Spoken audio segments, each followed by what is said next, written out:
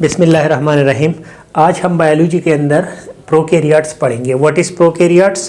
Prokaryotes are the organism which has no true nucleus, जिसके अंदर true nucleus नहीं होता, जिसका जेनेटिक मटेरियल है वो विदाउट न्यूक्लियर मेम्ब्रेन पड़ा होता है और इसमें double membrane bounded cytoplasmic organelles नहीं होते, जैसे यूकैरियोट में हमने न्यूक्लियस पढ़ा था और बाकी सारे इतने ऑर्गेनेल्स पड़े थे, एंडोप्लाज्मिक रेटिकुलम, गोल्जी बॉडीज़, वो सारे प्रोकैरियोट्स में नहीं होते। ये क्या है? ऑर्गेनिज्म हुज जेनेटिक मटेरियल मतलब डीएनए या RNA are not enclosed in double nuclear membrane and also double membrane bounded cytoplasmic organelles are absent. Most abundant organism है दुनिया के अंदर प्रोकैरियोट्स, बहुत ज़्यादा है। They are microscopic mostly. इसकी अक्सरियत जो है उसकी स्टडी के लिए हमें माइक्रोस्कोप की ज़रूरत पड़ती है। इम्पॉर्टेंस क्या है प्रोकैरियोट्स? जैसे हम इसमें वेल नोन बैक्टीरिया को जानते हैं, तो इम्पॉर्टेंस का भी हम अंदाज़ा कर सकते हैं कि कितना इम्पोर्टेंट है प्रोकैरियोट्स। सबसे पहले ये डिकम्पोजर्स है। जितने भी डेड बॉडीज़ है वो अगर ख़त्म हो रही है, डिकम्पोज हो रही है अगेन न्यूट्रिएंट्स में, तो वो ऑल अबाउट द प्रोकैरियोट्स ये करवाते हैं। फोटोसिंथेसिस हमारे लिए करवाता है, तो जैसे बैक्टीरिया है तो फोटोसिंथेसिस का फ़ायदा हमें, सबसे बड़ा फ़ायदा ये है कि हमें ऑक्सीजन रिलीज़ करके दे देता है। और इसके अलावा प्लांट के लिए नाइट्रोजन फिक्सेशन करवाता है, उसके रूट के साथ मिलके ये प्लांट के लिए जो एटमॉस्फेरिक नाइट्रोजन है वो फिक्स करके उससे न्यूट्रिएंट्स की शक्ल में उसको दे देता है। तो ये इम्पॉर्टेंस है प्रोकैरियोट्स के। इसके अलावा एग्जाम्पल प्रोकैरियोट के आर्की है, बैक्टीरिया है और सायानोबैक्टीरिया, ये तीन एग्जाम्पल है प्रोकैरियोट्स के। अच्छा जी, टेक्सानोमी इसका पढ़ेंगे। टेक्सानोमी ये जो 5 किंगडम सिस्टम ऑफ क्लासिफिकेशन था 1959 में, जो कि रॉबर्ट वाइटेकर ने प्रपोज किया था, उसमें ये किंगडम मोनेरा के अंदर रखा गया था ये प्रोकैरियोट्स।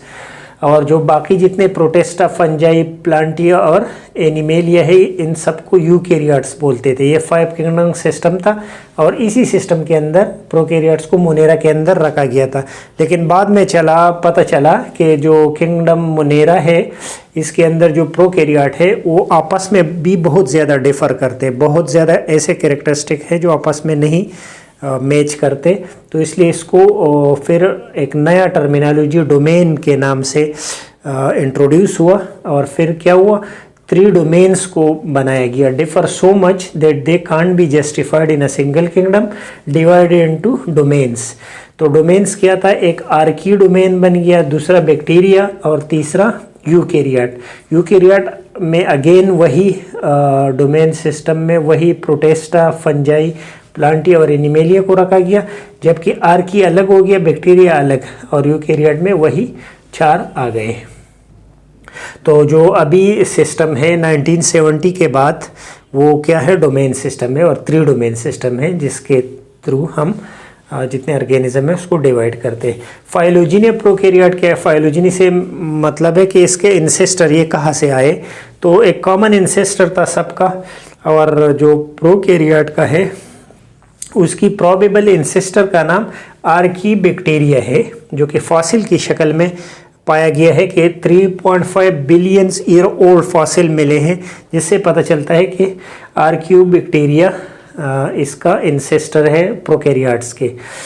बट अभी चूँकि मॉलिक्यूलर बेस पे सारी स्टडी है, डीएनए और आरएनए से, कुछ प्रोटीन से पता चलाया जाता है कि इंसेस्टर कहाँ पे है, कौन सा है, सेम इंसेस्टर से कौन से एनिमल बिलोंग करते। तो उसके लिए अभी जो पॉसिबल वे है हम उसको की जीनोम स्टडी करते हैं, डीएनए, आरएनए, और थ्रू पीसीआर। उसके लिए जो टेक्नोलॉजी है वो पीसीआर है और उसी के थ्रू हम इसकी जो फाइलोजेनी है वो स्टडी करते हैं। और पीसीआर की मदद से अभी तक 6300 स्पीशी जो है प्रोकैरियोट का वो अभी तक आइडेंटिफाई हो गया है और उसकी क्लासिफिकेशन हो चुकी है। तो ये सारा प्रोकैरियोट के बारे में इंट्रोडक्शन था। अभी नेक्स्ट में हम आर्की पढ़ेंगे, इसको यहीं पे ख़त्म करते हैं। इसमें अगर कोई मसला हो, मुश्किल हो, कुछ पूछना हो तो आप लोग कमेंट्स में पूछिए।